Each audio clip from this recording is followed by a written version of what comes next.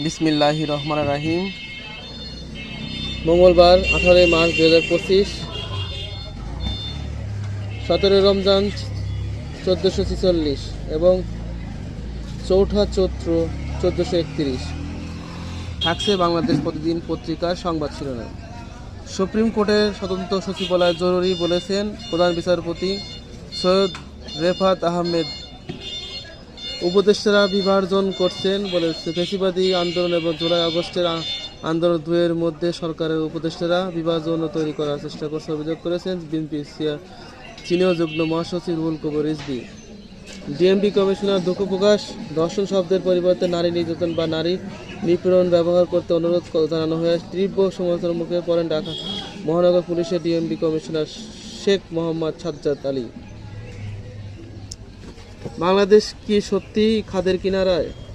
অদিতি করিম লিখেছেন এবং পুলিশকে শক্ত থাকার বার্তা।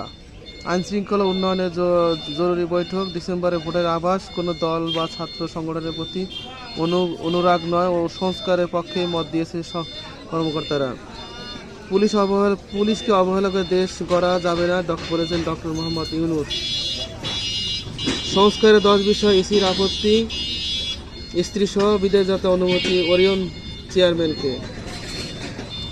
এবং বাংলাদেশ পরিস্থিতি নিয়ে গভীরভাবে উদ্বিগ্ন যুক্তরাষ্ট্র। তুলসী গ্যাবার্ড এবং বিএনপিকে 1-11 মতো মিডিয়া টালে মুখোমুখি করা হচ্ছে। ইফতার মাহফিলে ভার্চুয়ালি বক্তব্য তারেক রহমান। ঋণের চাপে ব্যবসায়ীর আত্মহত্যা। আরও কঠিন হবে ব্যবসা বাণিজ্য। এবং জামাতের আমির সময়ক্ষেপণ নয়, জালিমদের বিচার নিশ্চিত চাই। এই ছিল প্রথম পাতার সংবাদ শিরোনাম। থাকছে শেষের পাতায় আসছে সর্বজনীন পেনশন স্কিম ফ্লপ।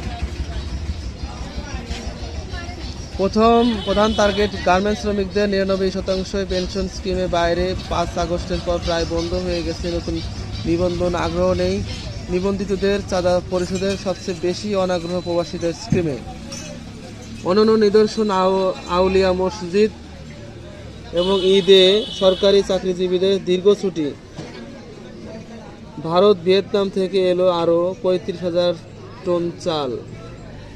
এবং ভোক্তা বিতরণ কোম্পানিগুলো অভিযোগ নিষ্পত্তি তাগিদ। সুপ্রিম কোর্ট থেকে আরও 98টি বিদ্যুৎ আদালত স্থাপনের প্রস্তাব।